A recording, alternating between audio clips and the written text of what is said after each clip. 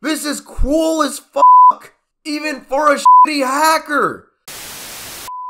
Another day, another opportunity for Nintendo to make themselves look like supervillains once again. And this time, Nintendo is ruining someone's life. Who would have thought that a big video game corporation would have then became the fucking Grim Reaper? Now, depending on how you feel, it could just be justified. But then again, did Nintendo really have to go all out on this guy for what he did? Honestly, no, because this guy literally spent 3 whole years in prison, and right after getting out of jail, he has to pay them millions of dollars for being part of a group that was able to manage to pirate and make $300,000 in profits from custom firmware. Really, going this hard on one guy, right, is completely insane. They're going to take 30% of every check this guy makes. So at that point, you're practically not even living. How are you even going to have a toilet to piss in at that point? And they're only treating one guy in this entire collective of people like this because he's one of the few people that they could actually manage to get their hands on.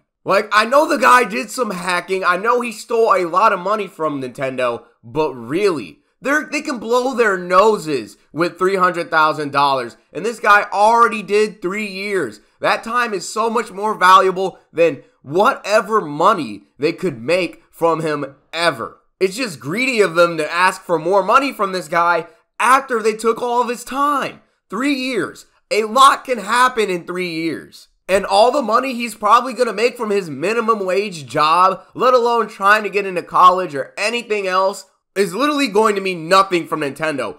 Everything that they're taking from this guy is practically pocket change compared to them. They put this guy on the chopping block, and I think it's pretty clear that this is a public execution, no matter how you look at it, and it's really sad. I will admit, he's really fucked up for being part of a hacking association and taking $300,000 from Nintendo, but did Nintendo really have to come down so hard on this guy? Let's really think about it, man. The rest of his life, not even 3 years for taking 30% of his money. I mean, again, he already did time in jail. So why for the rest of his life? Like, just because the guy was being a greedy little snake and hacking, does that really mean that he deserves to have his whole entire life taken away from him? I mean, yeah, he could still live and do certain things, but he's literally Nintendo's slave. I don't care what anybody says, there's nothing he can really do when so much of his money is going to be taken from him. It's already hard living enough as it is,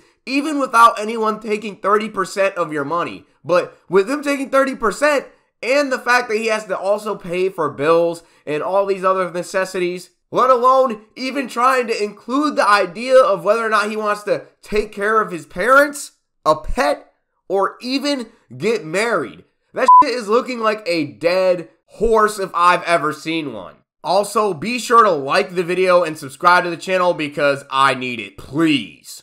Honestly, you think the $300,000 that they stole would be the amount that he would pay back, but $1 million? I want you to imagine, right? What if a rich guy was doing all this hacking shit to Nintendo and he was able to pay all that off? So that guy would essentially be able to get off scotch-free, but just because someone is born into a situation where they're not financially stable or having a shit ton of money, their whole life has to be ruined. We do reap what we sow, but honestly, if a rich person was in this situation, it would be completely different, and that fucking sucks. I know most people are going to be like, oh, he can work for the money. You know, in life you got to work for what you get, but some of these people are born rich. And it comes to a point where social class is ultimately making the difference right now. Let's just think how f***ed this entire situation is. Just because someone has money, they'd be able to get away with this scotch-free. And because Gary Bowser or anyone else in this situation wouldn't be as financially successful, their entire life is completely down the drain. I'm not saying that this guy doesn't deserve any punishment, but I mean, it's pretty clear that after spending 3 years in prison, he really shouldn't have to go through any more bullshit at that point. I sincerely think that this is something that we can all agree on because honestly, a majority of the human race could be put in this potential situation because let's be honest, most people are not going to have this much money. And most people are already slaves to minimum wage jobs as it is. Now, already being a slave to McDonald's or Walmart or whatever other job he's going to get into. It's going to be that and Nintendo. Really think about it. There are people who have killed people, complete convicts, who get out of jail maybe 15 years later or any other crazy shit that they did, and they get out and they're able to live their lives. And now because this guy went and messed around with the most evil company who made Mario and The Legend of Zelda, it's all over for him? I just think it's pretty clear that all the time someone has in their life is so much more valuable than how much hardware they could have put custom firmware on, or how many games they could have stolen, or anything else. And so it's completely ridiculous. After a whole year of working, of getting all of your checks swindled, right? You're gonna barely scratch the surface, and this is right after you've been in jail for 3 years. You can't tell me they're not being unreasonable. I get it. He did some bad shit, so of course, what goes around comes around. He's gonna swindle, so they're gonna swindle him a bit. But come on. He already had 3 years of his life taken away. Actually, I'm tweaking, man. It's worse than what I remembered. It's $10 million in debt. $10 million. I don't even think 80% of the population is able to even make $1 million. But $10 million? It's not gonna get paid at all. They did this shit on purpose. Honestly, this is cruel as fuck. Even for a shitty hacker.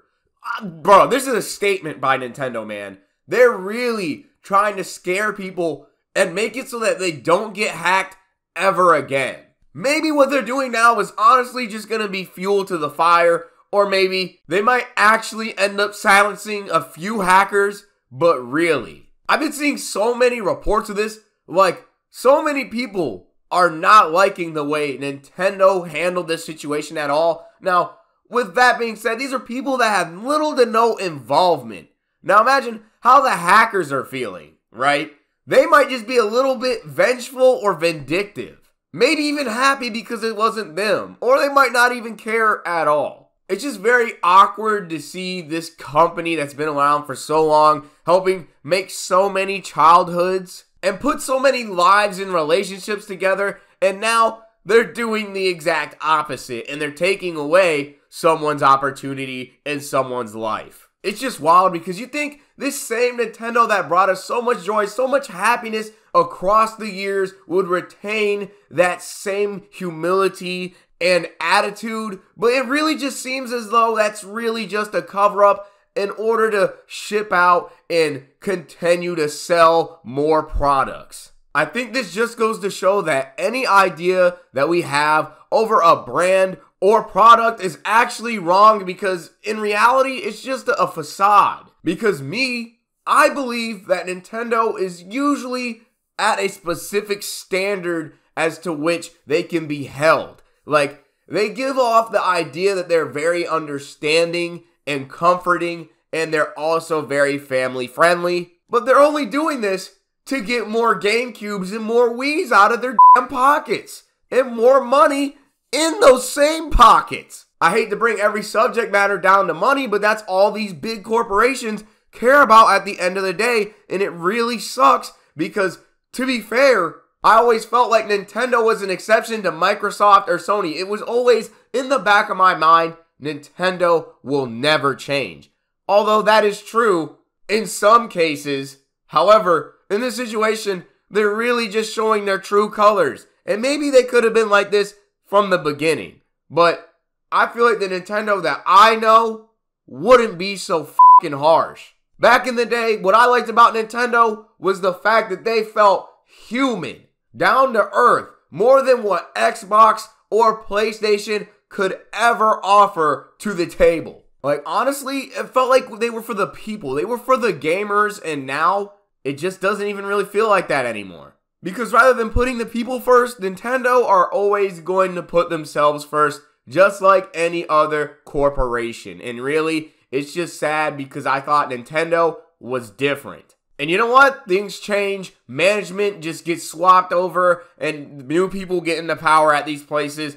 And then that's when everything becomes the same. It's just annoying because you would think that there was like a way to get away from all the bullshit and all the crazy ass things that society tries to push on us. But of course, you know, the people that make our video games are going to be influenced by that same exact thing. Obviously, it's Gary Bowser's fault for doing everything that he did, but it's really sad to see that even Nintendo is not trying to give anyone a second chance. Being 10 million in debt, this debt might even get passed down to his children for generations, and they could quite possibly have to experience the same rabbit hole of money just getting erased from their fucking pockets for no reason. At least, I hope it doesn't get to that point. Because usually when someone owes a debt, the next best person, aka a relative, is more than likely gonna have to be forced to pay all of that debt off. They're kind of giving this too much weight because at the end of the day, he didn't kill anybody. He didn't do anything way too extreme.